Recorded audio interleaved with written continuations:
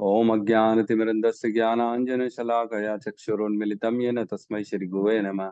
श्रीचैतन्यमनोभीष्टं स्थापितं येन भूतले स्वयं रूप कदा मह्यं ददाति स्वपदान्तिकं। वन्देऽहं श्रीगुरु श्रीयुतपदकमलं श्रीगुरून् वैष्णवंश्च श्रीरूपं साग्रजातं सहगण रघुनाथान्वितं तं सजीवं साद्वैतं सावधूतं परिजन सहितं कृष्ण चैतन्य देवं श्री राधा कृष्ण पादान् सहगण ललिता श्री विशाखान्वितांश्च। हे कृष्ण करुणा सिंधु दीनबंधु जगतपते गोपेश गोपिका कांता राधा कांत नमस्तुते। तप्त कांचन गौरांगी राधे वृंदावनेश्वरी वृषभानुसुते देवी प्रणमामि हरिप्रिये। पंचाकल्पतरुभ्यश्च कृपा सिन्धुभ्य एव च पतितानां पावनेभ्यो वैष्णवेभ्यो नमो नमः। नमो विष्णुपादाय कृष्णपृष्ठाय भूतले श्रीमते भक्तिवेदांत स्वामी इति नामिने। नमस्ते सरस्वती देवे गौरवाणी प्रचारिणे निर्विशेष शून्यवादी पाश्चात्य देश तारिणे। जय श्री कृष्ण चैतन्य प्रभु नित्यानंद श्री अद्वैत गदाधर श्रीवासादि गौर भक्त वृंद। हरे कृष्णा कृष्णा कृष्णा हरे हरे, हरे राम राम राम हरे हरे। हरे कृष्णा। तो वेलकम बैक। कल का श्लोक जो चल रहा था हमारा, अपि चेत सुदुराचारो भजते माम अनन्य भाग साधुरेव स मंतव्यः सम्यक व्यवस्थितो ही सह। मतलब यदि कोई जगन्य से जगन्य कर्म करता है किंतु यदि वह भक्ति में रत रहता है तो उसे साधु मानना चाहिए, क्योंकि वह अपने संकल्प में अड़िग रहता है। तो सम्यक व्यवस्थितो ही सह, सम्यक व्यवस्थितो, इसका कल मैंने आप लोगों को बताया था कि क्या मीनिंग है। क्या बताया था हमने, क्या डिस्कशन किया था, कौन बताएगा?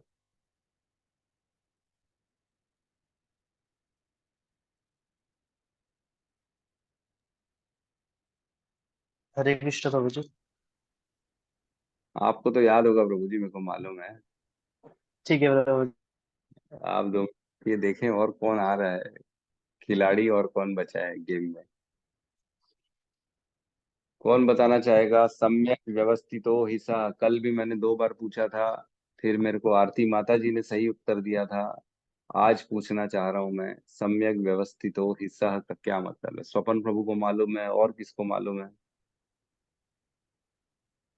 जयंत प्रभु को मालूम है, वेरी गुड, बहुत सुंदर। और कौन है?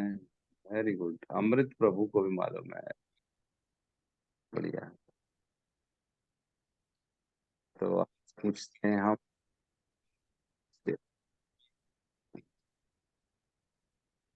हाँ हाँ, ठीक। ये भी है, तो बता पाएंगे कि नहीं?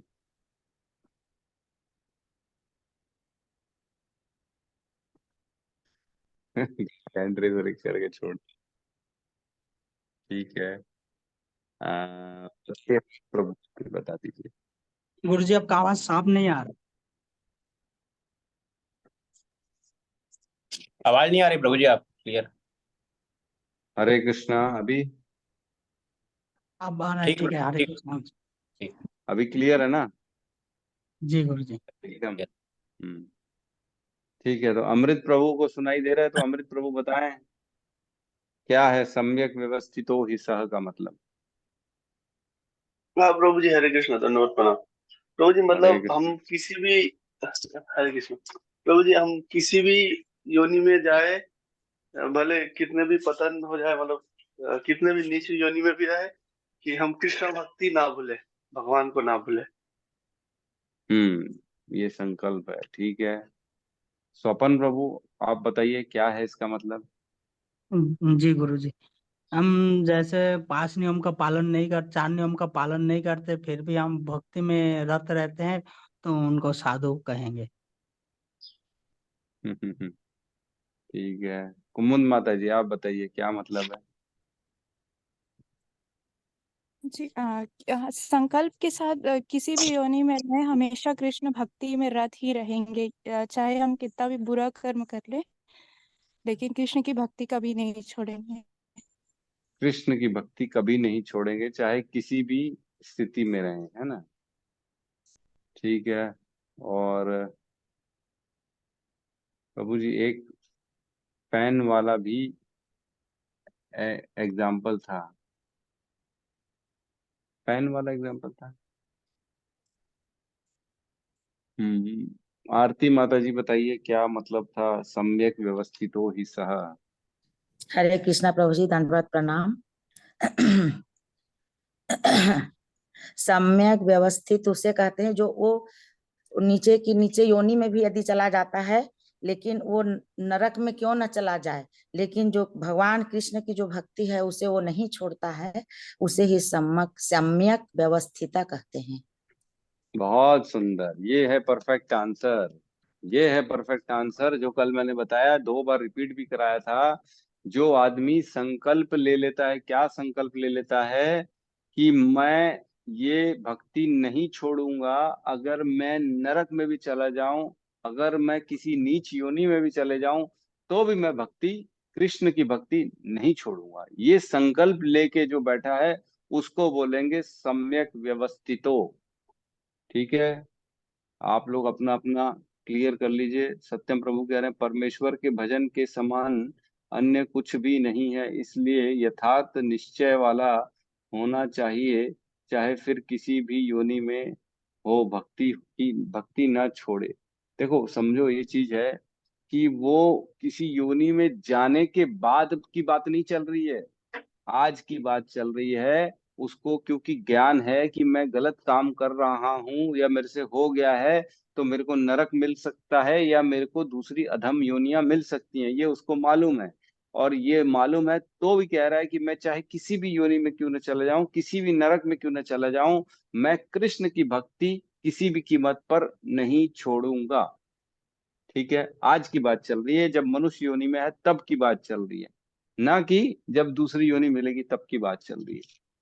ठीक है, उसको मालूम है मेरी अधोगति हो जाएगी, ऐसा काम मैंने कर दिया है, लेकिन कुछ भी हो जाए मैं कृष्ण की भक्ति नहीं छोड़ूंगा।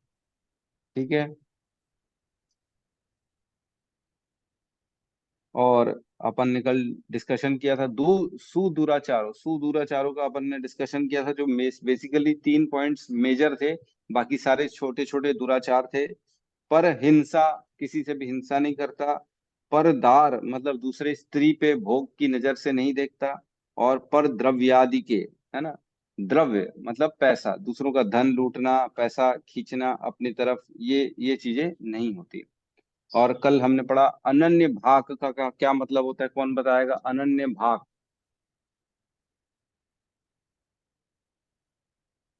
मतलब अनन्य भक्ति, है ना। अपि चेत सुदुराचारो भजते माम अनन्य भाग, मतलब अनन्य भक्ति करता है मेरी, तो उसका क्या मतलब है अनन्य भक्ति का, कल हमने डिस्कशन किया था, मतलब निकाला था।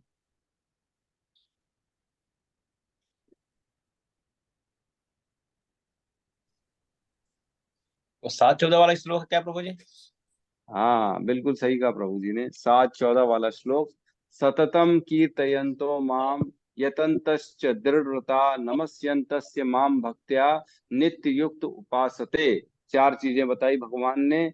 सततम कीर्तयन्तो माम, सतत ऑलवेज जो मेरा कीर्तन करता रहता है ना, एक पॉइंट। दूसरा, यतन्तश्च दृढ़व्रता, यतन लेता है, नए नए व्रत लेता है मुझे प्रसन्न करने के लिए, मेरी सेवा करने के लिए। और तीसरा, नमस्यन्तस्य माम भक्त्या, सिर्फ मुझे नमस्कार करता है, मेरी ही पूजा करता है और किसी की नहीं करता, अन्य देवी देवताओं की नहीं करता। और नित्य युक्त उपासते, नित्य, ऑलवेज, हमेशा लगा रहता है, लगा रहता है। ठीक है, तो हमने ये 3 चीजें पढ़ ली थी। बहुत अच्छा, सबने अच्छा अच्छा आंसर दिया। तो अब हम इसमें जो है ना, ये एक लास्ट वाला पैराग्राफ बच गया था, वो पढ़ना, ये पढ़ लेते हैं फटाफट, फिर हम उसके बाद अ, जो है नेक्स्ट श्लोक में प्रवेश करेंगे, 9.31 में प्रवेश करेंगे। ठीक है, लास्ट वाला पैराग्राफ था। किंतु इसी के साथ यह समझने की भूल नहीं करनी चाहिए कि दिव्य भक्ति करने वाला भक्त सभी प्रकार के निंदनीय कर्म कर सकता है। तो ऐसा नहीं समझना चाहिए कि क्योंकि मैंने तो दृढ़ निश्चय ले रखा है भगवान कृष्ण की भक्ति का, तो अब जो है मैं कोई भी काम गलत भी कर सकता हूँ, है ना। क्योंकि हमने पढ़ लिया है, अब हमको मालूम है भगवान उसका हाथ छोड़ते नहीं है। जो दृढ़ता से, जो संकल्प में निश्चित होता है, भगवान उसको गिरने नहीं देते हैं, है ना। वो भक्त ही कहलाएगा, साधु रे समंतव्य, उसको साधु ही कहेंगे, क्योंकि कृष्ण बोल रहे हैं, है ना। तो इसका मतलब ये नहीं है कि हमारे को गलत कामों में लगना है, इसका मतलब ये नहीं है कि आपको लाइसेंस मिल जाता है, आप गलत काम कर सकते हो। ठीक है, इस श्लोक में केवल इसका उल्लेख है कि भौतिक संबंधों की प्रबलता के कारण कोई भी कभी कोई दुर्घटना हो सकती है, हाँ? भौतिक संबंधों के कारण। भक्ति तो एक प्रकार से माया के विरुद्ध युद्ध की घोषणा है। जब तक मनुष्य माया से लड़ने के लिए पर्याप्त बलशाली नहीं होता, तब तक आकस्मिक पतन हो सकता है। तो भैया माया के साथ लड़ाई चल रही है ना। आप माया के चुंगल को छोड़ के बाहर निकलना चाह रहे हो, माया आपको सुख दुख यश अपयश इन सब में आपका पूरा समय खींचना चाह रही है ना। ऐसा उसको उसको टारगेट दिया गया है, सबको उलझा के रखो, पूरी दुनिया में जितने लोग हैं इनको उलझा के रखो, सुख दुख अपनों परायों में, मेरा तेरा, मान अपमान, इसमें फंसा के रखो सबको। आप जब ये सब छोड़ के बाहर निकलने की कोशिश करोगे तो माया आपका टेस्ट लेती रहेगी, छोड़ेगी नहीं। और हमारी युद्ध चल रही है माया के साथ, हर पल युद्ध चल रही है। हम क्या सोल्जर है, वी आर सोल्जर ऑफ शील प्रभुपाद। और हमारे हाथ में कौन सी गन है? हमारे पास बीट बैग की गन है, ढाई ढाई ढाई ढाई गोलियां मारनी हमारे को, 108 माला की। ठीक है, गोलियां मारते रहेंगे तो माया चुप रहेगी, जब नहीं मारेंगे तो माया प्रबल होती चली जाएगी। माया पकड़ेगी, छोड़ेगी नहीं आपको। हर किसी को कहीं ना कहीं दुख सुख परेशानी, घर से, है ना, पैसे की, सामाजिक, है ना, अपने अंदर ही अंदर कहीं ना कहीं परेशानियां देगी आपको और फंसाने की कोशिश करेगी। ठीक है, तो किंतु बलवान होने पर ऐसा पतन नहीं होता, जैसे कि पहले कहा जा चुका है। मनुष्य को इस श्लोक का दुरुपयोग करते हुए अशोभनीय कर्म नहीं करना चाहिए और यह नहीं सोचना चाहिए कि इतने पर भी वह भक्त बना रह सकता है। यदि वह भक्त के द्वारा अपने चरित्र नहीं सुधार लेता तो उसे उच्च कोटि का भक्त नहीं मानना चाहिए।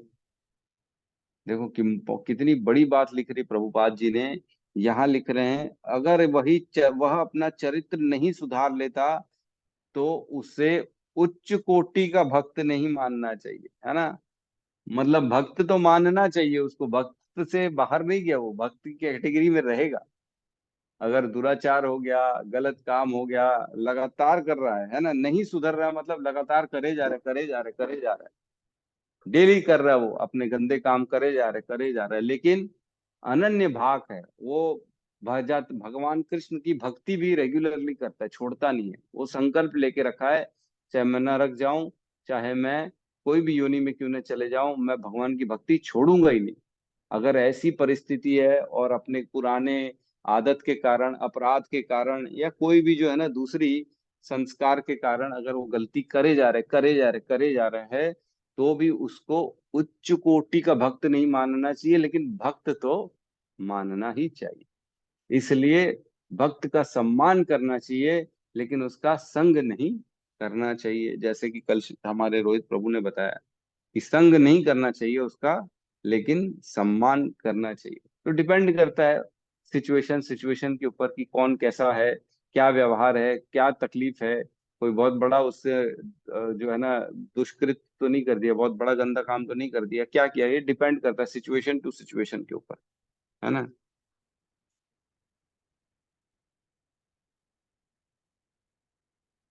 तो हमको सोचना चाहिए कि जो है ना मैंने बताया अपराध जो होते हैं ना, नाम अपराध होते हैं 10 तरह के, और विग्रह अपराध होते हैं 32 तरह के। ठीक है, तो हम जब नाम लेते हैं तो 10 अपराधों से मुक्त होकर नाम लेना चाहिए, तभी हमारे नाम में बल आता है।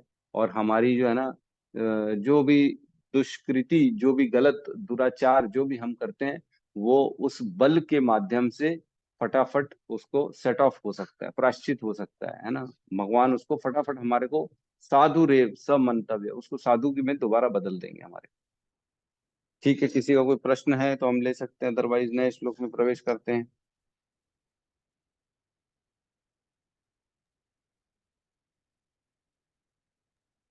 ये विग्रह अपराध जो प्रभु जी 32 तरह के होते हैं, इसका क्या है, क्या कुछ लिस्ट टिस्ट है? नहीं, मेरे पास तो नहीं है अभी, ठीक, तो वो मिल प्रभु जी जाएगा। उसमें तो दिए हैं शायद, भक्ति रसामृत सिद्धू में है शायद। हाँ मिल जाएंगे, मैंने अभी निकाल के रखे नहीं है, लेकिन वो इजीली मिल जाएंगे, लिखे हुए हैं। तो गौतम उसमें भी प्रभु है ढूंढ प्रभु के जी, वैष्णव शिष्टाचार में है। शिष्टाचार में। वैष्णव शिष्टाचार वो में है, छोटी वाली बुक। हाँ, ये बहुत कॉमन है, क्योंकि जो सेवा कर रहा है उसको ये सारी चीजों का ध्यान रखना चाहिए। तो आज ग्रुप में डाल दीजिएगा, गौतम प्रभु अगर मिले या सत्यम प्रभु, आपको दोनों को, है ना। विग्रह अपराध 10 और नाम अपराध, सॉरी, नाम अपराध 10 और विग्रह अपराध 32, ये डाल दीजिएगा। ठीक है। जी प्रभु जी। ठीक है, नेक्स्ट श्लोक में प्रवेश करते हैं। किसी का और कोई प्रश्न है तो ठीक है, नहीं तो 9.31 को हम साथ में पढ़ेंगे। ये भी बहुत इंपॉर्टेंट श्लोक है, इसको भी याद करना है। मैं अभी से बता रहा हूँ, कल 9.30 31 दोनों पूछेंगे। और मैं आशा कर रहा हूँ, जो है एक मैंने होमवर्क दिया था 9.4.65 66 और 68, वो आपने पढ़ लिया होगा। वो नहीं पूछूंगा, वो आपको खुद ही पढ़ना है। ठीक है। क्या होता है, जब हम बताते हैं ना ये सब पढ़ना है, तो पढ़ोगे तो आप लोगों को ही ये श्लोक और क्लियर होता चला जाएगा, है ना।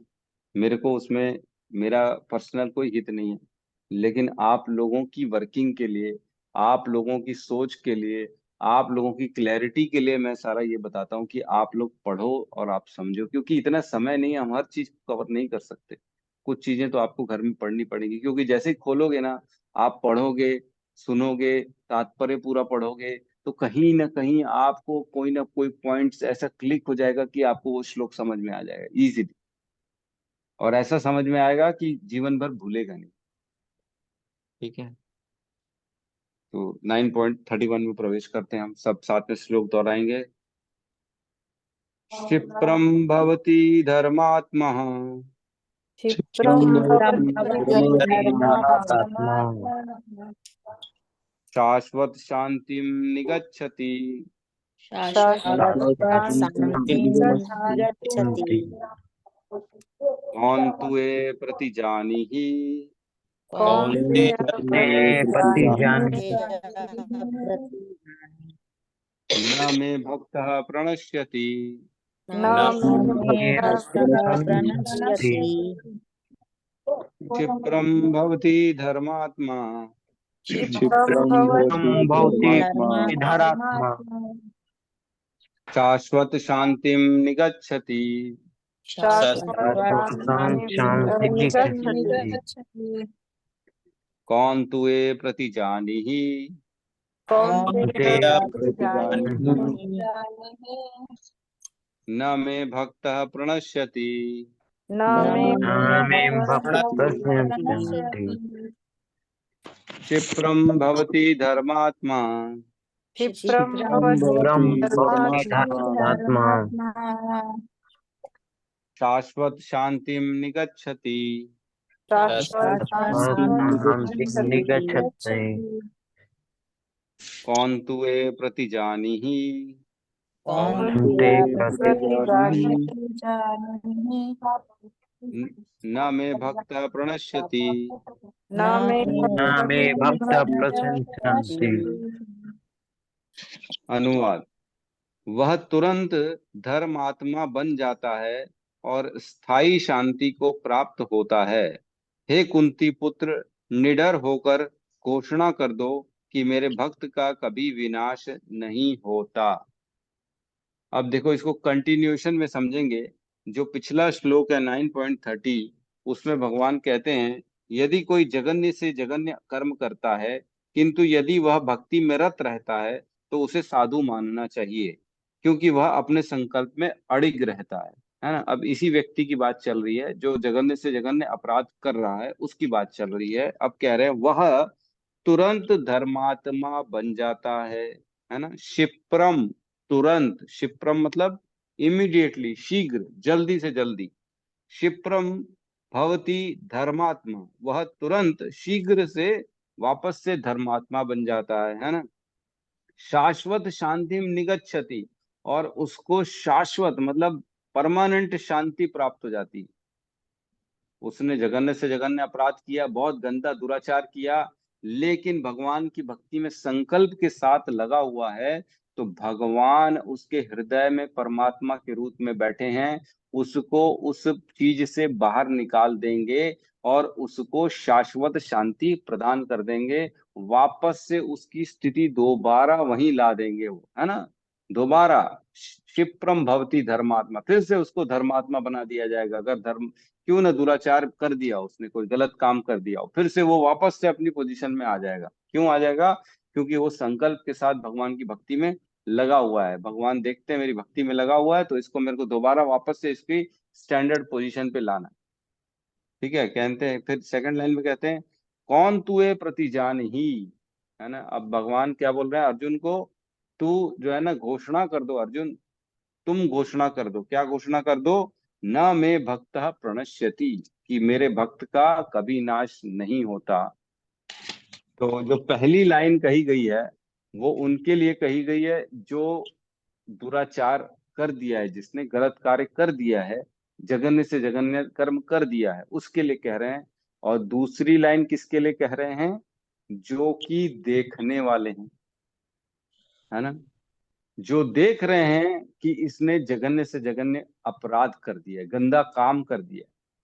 ये दूसरों के लिए है कि तुम समझ लो कि मेरे भक्त का कभी नाश नहीं होता।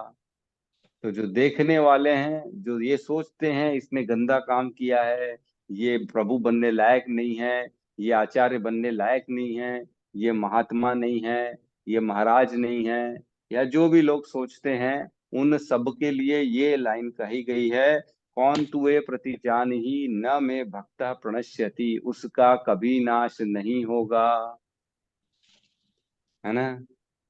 तो जितनी भी मीन मेक करना है, जितना भी निंदा करनी है, जितनी भी बुराई करनी है, चुगली चपट्टी करनी है, उससे क्या होगा? सिर्फ और सिर्फ आपको अपराध चढ़ता जाएगा, चढ़ता जाएगा, चढ़ता जाएगा, क्योंकि वो तो फिर से धर्मात्मा बन जाएगा और हमारा हाल क्या हो जाएगा?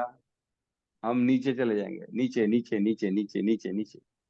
क्यों? क्योंकि हमने अपराध कर दिए। वो तो तुरंत धर्मात्मा बन जाएगा और भगवान बोल रहे हैं कि उसका कभी नाश नहीं होगा, लेकिन जो चुगली चपट्टी कर रहा है, निंदा कर रहा है, उसका नाश हो सकता है भैया। उसको तो शाश्वत शांति मिल जाएगी जो संकल्प के साथ मेरी भक्ति में लगा हुआ है, लेकिन जो निंदा कर रहा है, जो देख रहा है, जो मीन में निकाल रहा है, उसको शांति नहीं मिलने वाली।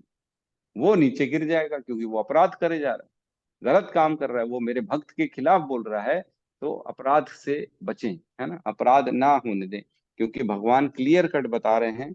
एक्चुअल में इसका फंडामेंटल क्या है? देखो, हम पढ़ते हैं तो हम देखते हैं कि नाम जो है ना, भगवान का नाम कितना इंपॉर्टेंट है ना। सारे कले दोष निधे राजन अस्ति ही एको महान गुणा, कीर्तना देव कृष्ण से मुक्त संग परम व्रजेत। मतलब इस कलयुग में एक ही महान गुण है, वो है कृष्ण का नाम। कृष्ण का नाम लोगे तो मुक्त संग परम व्रजेत, इस परम विजय मिल जाएगी। तुम इस भव सागर को प्राप्त कर, इस भव सागर को छोड़ के मुझको प्राप्त कर लोगे। नाम लेने से हो रहा है। और वो जो जघन्य सगन्य अपराध कर रहा है, वो तो नाम ले ही रहा है डेली भगवान का। तो और क्या बचता है? देखो, समझने की बात है, अगर कोई बुलेट प्रूफ गाड़ी के अंदर बैठा है, ठीक है, कार है, बुलेट प्रूफ कार है जिसके अंदर गोली भी नहीं जा सकती, और वो अंदर से बैठ के कुछ भी कर ले, गलत काम कर ले, कुछ भी कर ले, लेकिन उसकी सिक्योरिटी इतनी टाइट है कि आप उसको किसी भी तरह से हानि नहीं पहुंचा सकते। कुछ भी कर लो, उसकी हानि होगी नहीं। क्यों? क्योंकि वो उस बुलेट प्रूफ सिक्योरिटी के अंदर है। जैसे पीएम सीएम आते हैं तो बहुत security, tight tight security, black cat commando रहते हैं उसके आजू बाजू में। क्या आप उसके घुस के चाटा मार सकते हो सीएम को, पीएम को? मार सकते हैं क्या? नहीं, वो तो आपको उठा के पटक पटक के फेंक देंगे साइड में आपको छोड़ेंगे नहीं, है। आप घुसने की कोशिश भी करोगे तो ऐसा लात घुसा पड़ेगा कि आपको पता पड़ जाएगा, नानी याद आ जाएगी। तो कहने का मतलब ये है, जो ये नाम ले रहा है भगवान का, उसके आसपास पूरी कमांडो सिक्योरिटी फोर्स है, उसकी हानि तो होगी ही नहीं। वो वापस से अपने दोबारा उस स्थिति में पहुंच जाएगा, क्योंकि नाम ही ऐसी चीज है जो प्रायश्चित करने के लिए सबसे उत्तम है। और वो करे जा रहे, तो नाम लिए जा रहे हैं, मतलब उसके जो गलत काम है उससे उबरते चला जा रहा है। लेकिन इसका मतलब ये नहीं है कि उसको लाइसेंस मिल जाता है ये करने का। हमने ये पढ़ा है ना। अगर उसका ये लगातार करे जा रहा है, लगातार करे जा रहा है, तो वो उच्च कोटि का भक्त नहीं कहलाएगा, वो ऐसी साधारण भक्त हो जाएगा। फिर वो, उसका संग नहीं करना है, उसका हमारे को सिर्फ सम्मान करना है, उससे दूर रहना है। ठीक है, क्योंकि फिर श्लोक आता है वो वाला, है ना, जो लीडर्स के लिए है, जो है चौथे अध्याय में बताते हैं ना भगवान कि जो है ना, यत् यत् आचरति श्रेष्ठ। यद यत आचरती, बिल्कुल बिल्कुल, यत यत आचरती श्रेष्ठ तत् तत् देवे तरो जना, है ना। वो श्रेष्ठ जो है ना, श्रेष्ठ की ये उद्देश्य हो कि वो पब्लिक के लिए ऐसा स्थापित करे कि वो उसको लोग फॉलो करें, है ना। गलत आचरण फॉलो करेगा तो लोग उसको गलत तरीके से फॉलो करेंगे, इसलिए ऐसा नहीं करना चाहिए, उसको तुरंत छोड़ देना चाहिए। ठीक है, हम इसके तात्पर्य में प्रवेश करते हैं। तात्पर्य बाय शील प्रभुपाद की जय। इसका कोई दूसरा अर्थ नहीं लगाना चाहिए। 7वें अध्याय में भगवान कहते हैं कि जो दुष्कृति हैं वे भगवत भक्त नहीं हो सकते, और जो भगवत भक्त नहीं है उसमें कोई भी योग्यता नहीं होती, है ना। तो एक श्लोक था 7.15 में, जहाँ भगवान बताते हैं जो दुष्कृत होते हैं वो भगवान के भक्ति में नहीं लगते हैं। कौन कौन से हैं? 4 तरह से हमने देखे जो दुष्कृत होते हैं। पेज नंबर 279, इसमें कहता है, न माम दुष्कृतिनो मूढ़ा प्रपद्यन्ते नराधमा माया या अपरित ज्ञान आसुरम भावाम आश्रितः। मतलब जो निपट मूर्ख हैं और जो अधम हैं और जो जिनका ज्ञान माया द्वारा हर लिया गया है और जो आसुरी प्रवृत्ति के हैं, ये 4 लोग भगवान की भक्ति में नहीं आते हैं। तो इन्हीं की बात चल रही है। 7वें अध्याय में भगवान कहते हैं कि जो दुष्कृति हैं वह भगवत भक्त नहीं हो सकते, ये लोग 4 लोग नहीं हो सकते। लेकिन जो भगवत भक्त नहीं है उनमें से कोई उन उन उसमें कोई भी योग्यता नहीं होती।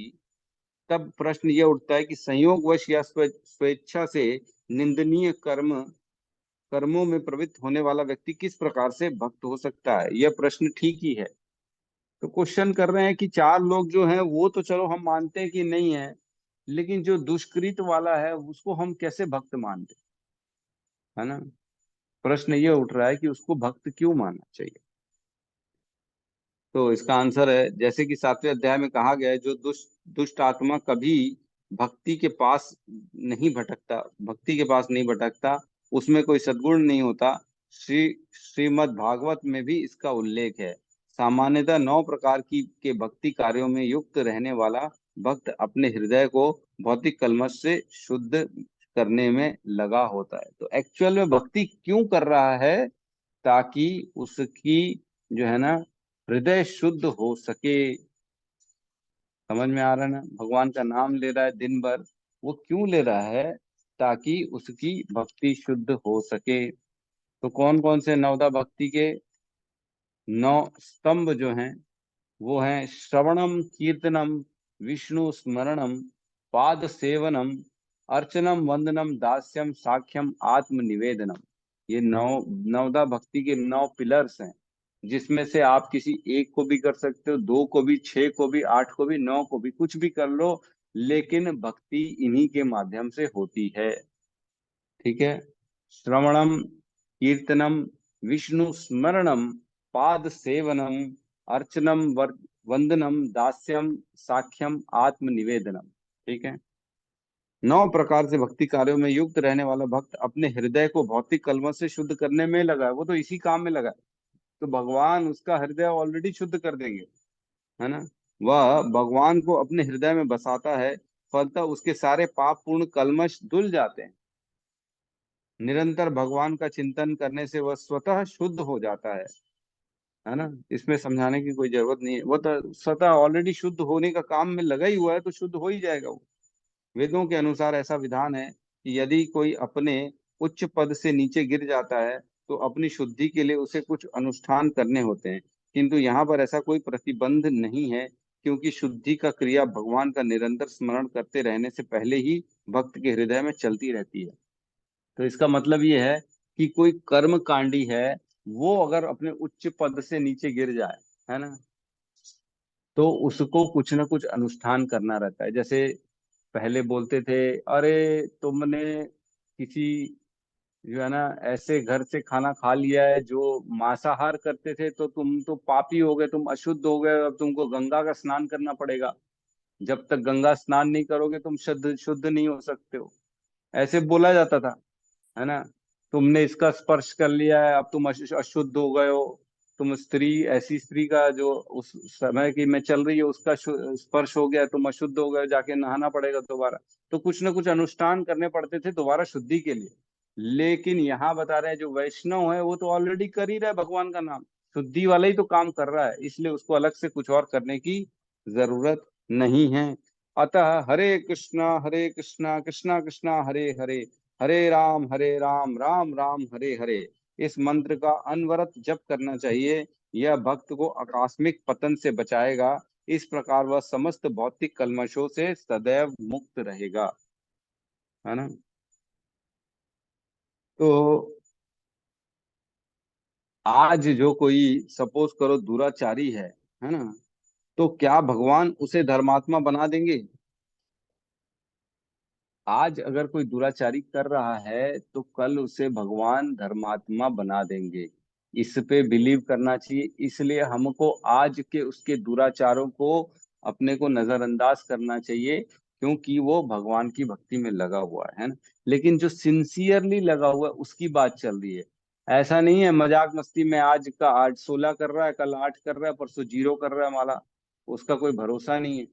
तो उन ऐसे लोगों को हम बाहर कर सकते हैं, लेकिन जो भक्ति में पूर्ण रूप से लगा हुआ है उसको हमको जो है कमेंट नहीं करना, है ना।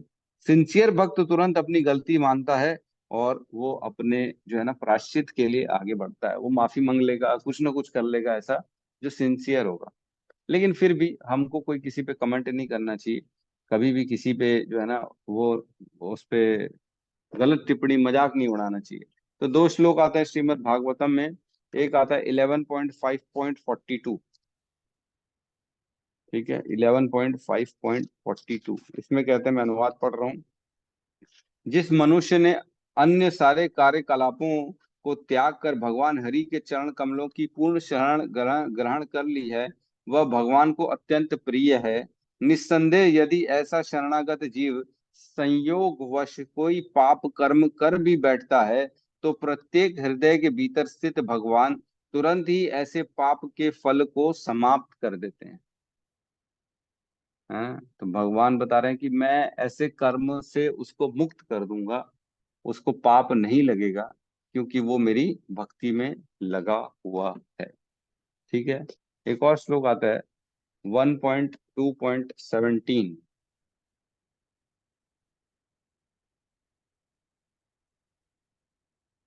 1.2.17 ये बहुत इंपॉर्टेंट श्लोक है, जिसमें भगवान को धोबी कहा गया है। मैं कहता हूँ उसमें भगवान को धोबी एक्चुअल में तो इसमें कहते हैं, प्रत्येक हृदय में परमात्मा स्वरूप स्थित तथा सत्यनिष्ठ भक्तों के हितकारी भगवान श्री कृष्ण उस भक्त के हृदय में भौतिक भोगों की इच्छा को हटाते हैं, जिसने उनकी कथाओं को सुनने में रुचि उत्पन्न कर ली है, क्योंकि ये कथाएं ठीक से सुनने तथा कहने पर अत्यंत पुण्यप्रद हैं, है ना।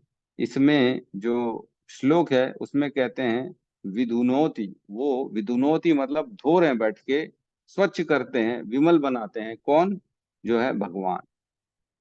तो भगवान एक तरह से यहाँ पे धोबी का कार्य कर रहे हैं कि जो है मैं इसको स्वच्छ कर दूंगा। तो एक ना छोटी सी एग्जाम्पल के माध्यम से मैं आपको बताना चाहता हूँ कि हो क्या रहा है, ठीक है। एक बार एक सन्यासी और एक ब्रह्मचारी दोनों प्रीचिंग के लिए जाते रहते हैं, ठीक है।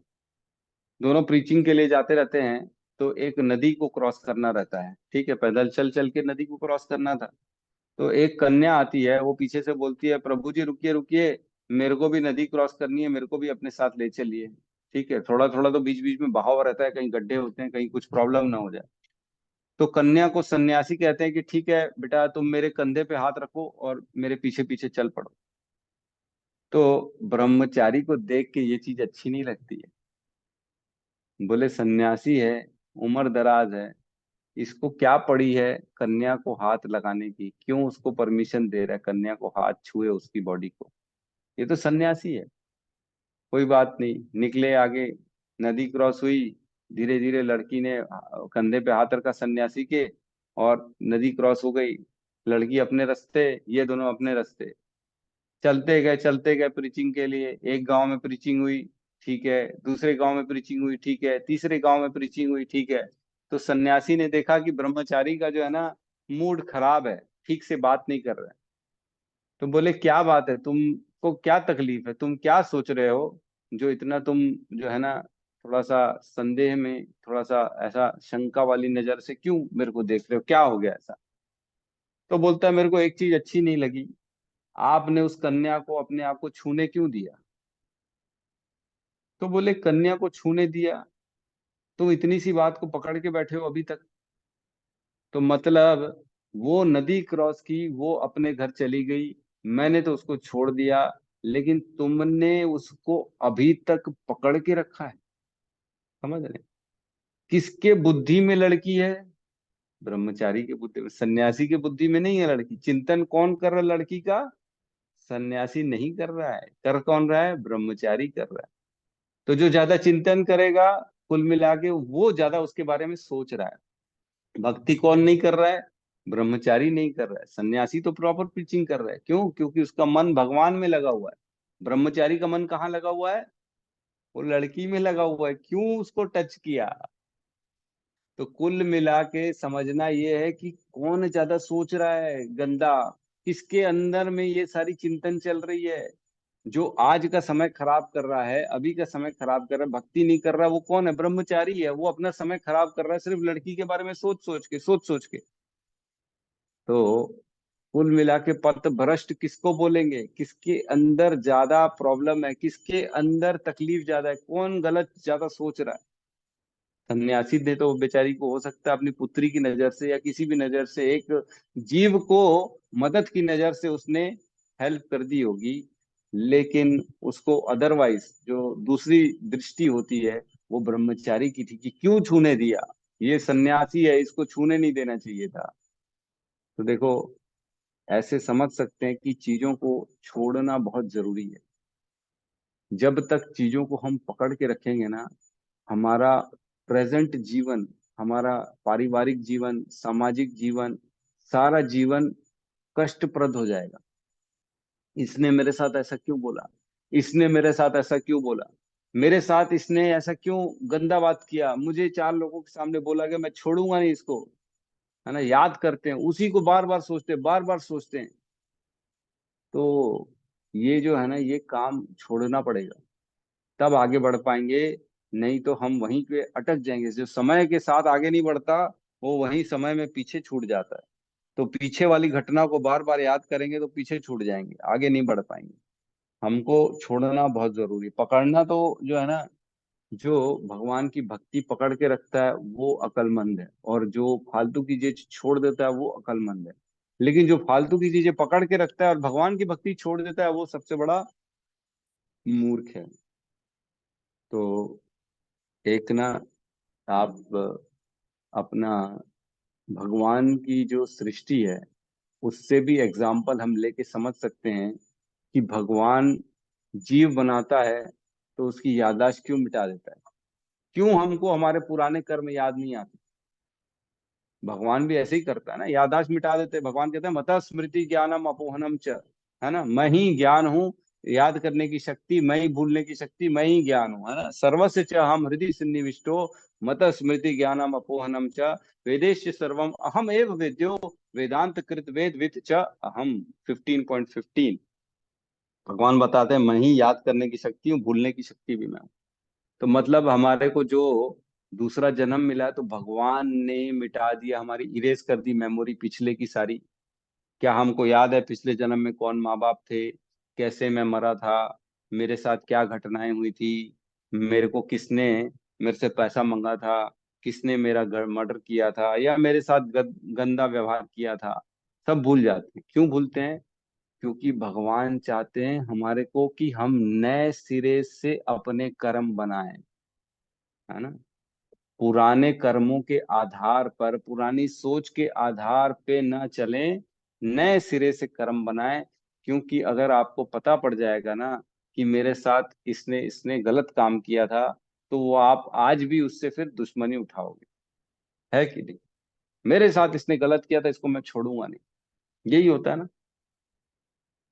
तो छोड़ना जरूरी है, पकड़ के रखना अक्लमंदी नहीं है। आज भी जो हमारे साथ घटना हो रही है वो सिर्फ हमारे कर्मों के कारण हो रही है, ना कि प्रॉपर आदमी गलत है। कहते हैं ना ये आदमी गलत है, ये ऐसा करता है वैसा करता है, नहीं नहीं नहीं, आदमी गलत नहीं है। आपके कर्मों का रिजल्ट उसके माध्यम से मिल रहा है। इसलिए किसी के लिए भी धारणा गलत नहीं, अच्छी नहीं बनानी चाहिए। हर एक आदमी को समभाव रखना चाहिए, है ना। भगवान कहते हैं, विद्या विनय संपन्ने ब्राह्मणे गवि हस्तिनी श्रुणी च शपाके च पंडितः समदर्शिनः। पंडित को, सबको समदर्शिनः, एक ही तराजू में देखना चाहिए। चाहे वो ब्राह्मण हो, चाहे गाय हो, चाहे हाथी हो, चाहे चांडाल हो, चाहे पैसे वाला हो, सबको श्रुणी च शपाके च पंडितः समदर्शिनः, सबको एक समान देखना चाहिए। क्यों? क्योंकि दुख सुख तो मेरे कारण, मेरे कर्मों के कारण मेरे पास आ रहा है, न कि ये आदमी के कारण। ठीक है, इसलिए इरेज कर देते हैं भगवान हमारी मेमोरी। ठीक है, तो भक्ति को छोड़ना अक्लमंदी नहीं है। कोई भी कारण से इसने गलत कर दिया, मंदिर वालों ने मेरे साथ गलत कर दिया, प्रभु जी ने मेरे को गलत बोल दिया, मैं मंदिर नहीं आऊंगा आज के बाद, त्यागता हूं आज की भक्ति, इन लोगों के साथ नहीं रहना है मेरे को। क्या ये अक्लमंदी है? अक्लमंदी ये है कि चीजों को छोड़ो, भक्ति को ना छोड़ो, ना कि भक्ति को छोड़ो और चीजों को पकड़ के रखो। ये बहुत हम लोगों में ना, ये बहुत नेगेटिव हो जाता है, इसलिए लोग भक्ति छोड़ देते हैं ना। इसीलिए हम देखते हैं आज भी सबकी नजर में कोई ना कोई ऐसा एग्जाम्पल होगा ही होगा, 2-3 लोगों का, जिन्होंने भक्ति छोड़ दी है, नहीं करते भक्ति। क्यों नहीं करते? अरे हमारे साथ गलत व्यवहार हुआ है, हम नहीं जाएंगे मंदिर, हम नहीं करते, अब 16 माला नहीं करते, अब हम शिव के भक्त बन गए हैं। क्यों बन गए भाई शिव के भक्त? क्या हो गया? और बोले मंदिर वालों ने हमारे साथ गलत व्यवहार किया। अरे तो गलत व्यवहार किया तो भक्ति क्यों छोड़ दिया आपने? आपको अपनी भक्ति अपने घर में बैठ के कर सकते हो, आपको मंदिर जाने की क्या जरूरत है? तो लोग जो है उल्टा करते हैं, उल्टा नहीं करना चाहिए। भक्ति किसी भी हाल में, किसी भी कीमत पे पकड़ के रखना, ये ज्यादा बड़ा, मतलब क्या बोलते हैं, गर्व वाली बात है ना, प्राउड वाली बात है कि हमने भक्ति नहीं छोड़ी। आज से 10 साल 20 साल बाद जब जिन्होंने भक्ति छोड़ दी है ना वो आपको मिलेंगे और आप भक्ति करते रहोगे ना, तब आपको बोलेंगे यार तूने बहुत अच्छा काम किया जो भक्ति पकड़ के रखा है, मैंने गलती कर दी जो मेरे से छूट गई, छोटी सी बात पे मैंने नाराज होके भक्ति छोड़ दी। भक्ति नहीं छोड़नी हमको, पकड़ के रखनी किसी भी हाल में, है ना। मेरे ख्याल से ये चीज समझ में आ रही होगी कि भक्ति छोड़नी नहीं है। भगवान हमको इसलिए याददाश्त मिटा देते हैं ताकि तू छोड़ दे सारे कलमश पुराने, नए सिरे से भक्ति में लग जाए। ठीक है, किसी को कोई प्रश्न है तो हम ले सकते हैं।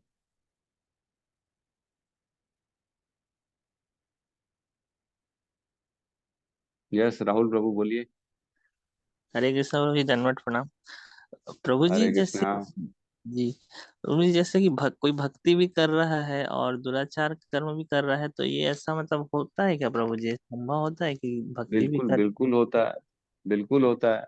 बिल्कुल, जैसे जैसे आप अभी आगे बढ़ेंगे ना भक्ति में, देखो मैं इसीलिए जोर देता हूँ कि अपने फंडामेंटल क्लियर करो है ना। आप अगर अपनी मानसिक स्थिति को संतुलन में नहीं रखोगे, आप समझोगे नहीं और खाली एक को फॉलो करोगे ना, नहीं बस हम तो इसी को सुनेंगे, इसी की सुनेंगे बस और कुछ नहीं, तो आप अंधे हो, अंधे भटक जाओगे। आपको अपनी समझ को ठीक करनी पड़ेगी, समझनी पड़ेगी कि भक्ति में क्यों कर रहा हूँ और भक्ति कैसे करनी है। तो उसमें किसी के भरोसे नहीं रहना है। आपको ऐसे बहुत लोग दिखेंगे जो आपको ऐसा लगेगा मेरा शोषण हो रहा है, मिस यूज हो रहा है, मेरे साथ गलत व्यवहार हो रहा है, इनके साथ अच्छा व्यवहार हो रहा है, ये भेदभाव है, ये मंदिर है, मंदिर में कभी भेदभाव होता है क्या? ये लोग ऐसा क्यों कर रहे हैं? ये सब चीजें आएंगी, बहुत आएंगी।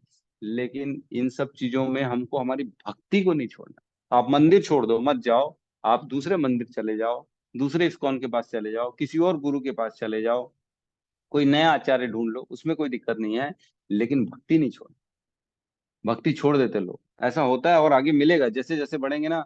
देखो, हर घर में एक न एक नेगेटिव होता है, ठीक है ना?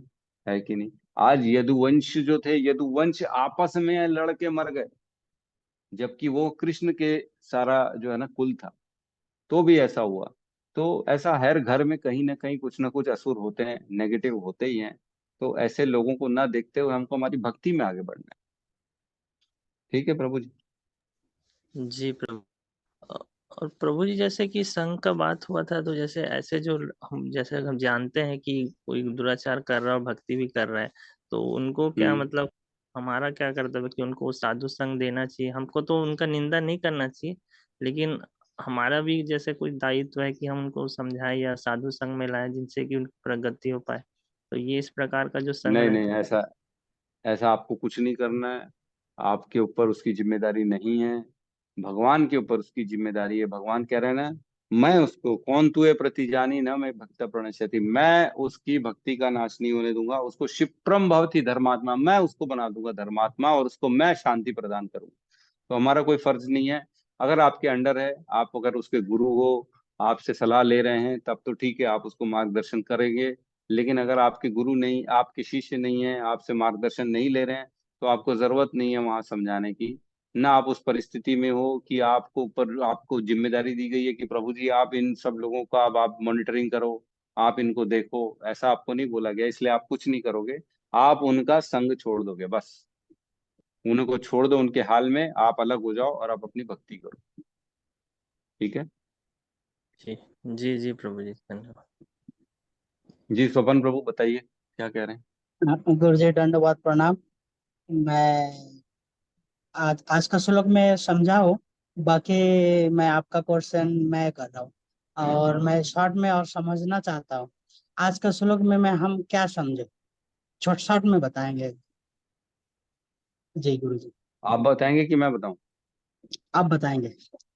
मैं बताऊं। तो जी आज के श्लोक में शॉर्ट में हम ये समझे कि कोई अगर दुराचारी है, कोई गलत काम कर रहा है, जिसको हम जी देख रहे हैं कि ये गलत काम हो रहा है हमारे सामने, लेकिन वो भक्ति में है, भक्त है, वो तो भक्त है, मंदिर आता है जाता है, 16 माला करता है, मंगल आरती में बैठता है, भगवान के विग्रह की सेवा करता है, प्याज लहसुन नहीं खाता है, 4 नियमों का फॉलो फॉलो करता है। तो उसके अंदर त्रुटि हमको नहीं देखनी है। हमको जी मानना चाहिए कि आज भले ये दुराचारी है, लेकिन कल इसको वापस भगवान इसी स्थिति पे ला देंगे। हो सकता है इसको ऊपर भी ले जाएं, तो भगवान तो इसको कल के कल शाश्वत शांति दे देंगे। और भगवान क्या जी बोलते हैं? साधुरेव समंतव्य, मेरे मतलब भगवान की नजर में तो ये अभी भी साधु है। भले दुराचारी हमको दिख रहा है, लेकिन भगवान की नजर में साधु है। तो इसलिए इसको छेड़ो मत, इसको कुछ बोलो मत, इससे दूर रहो और इसको नमस्कार करो बस। इसका सम्मान करो, कल तो ठीक हो जाएगा, कोई बात नहीं, भटक गया है, आज कुछ दिन ये कर रहा है, दुराचारी हो रहा है, पुराना कुछ कर्म पेंडिंग होगा या कुछ अपराध हो गया होगा, इसलिए इससे दुराचारी हो रही है, गलत काम कर रहा है। ठीक है, कल ठीक हो जाएगा, इसको छोड़ो, इससे बात मत करो, इसका सम्मान करो और अपनी भक्ति में लगे रहो। ठीक है? उसका ठीक संग है। मत करो, उससे दूर हो जाओ और अपनी भक्ति में लगे रहो। भक्ति छोड़नी नहीं चाहिए। ऐसे लोगों को देख के ऐसा नहीं, अरे ये कोई साधु है, हमको नहीं करनी है ऐसी भक्ति। ऐसी कोई भक्ति होती है? 16 माला कर रहा है और देखो कैसे गंदा काम कर रहा है, ऐसे नहीं बोलना है जी ना? जी क्यों? क्योंकि कल वो फिर से ठीक हो जाएगा, लेकिन हम डूबते चले जाएंगे, हम ठीक नहीं हो पाएंगे, क्योंकि हमने साधु का अपमान कर लिया, एक वैष्णव का जो है ना अपराध कर दिया, निंदा कर दी, हम गिर जाएंगे। भगवान हमको नहीं संभाल लेंगे। क्यों? क्योंकि हमने उनके भक्तों का अपराध कर दिया। तो छोड़ दो उनको, उनका संग मत करो, कोई जरूरत नहीं, मत जाओ वहां पे, घर में बैठो चुपचाप भक्ति करो। ठीक है गुरु जी, ठीक है प्रभु जी। धन्यवाद। जी देखिए, ये श्लोक जो है ना बहुत ही कॉमन है और बहुत लोगों के जीवन में आएगा। ये सत्यम प्रभु बोलिए।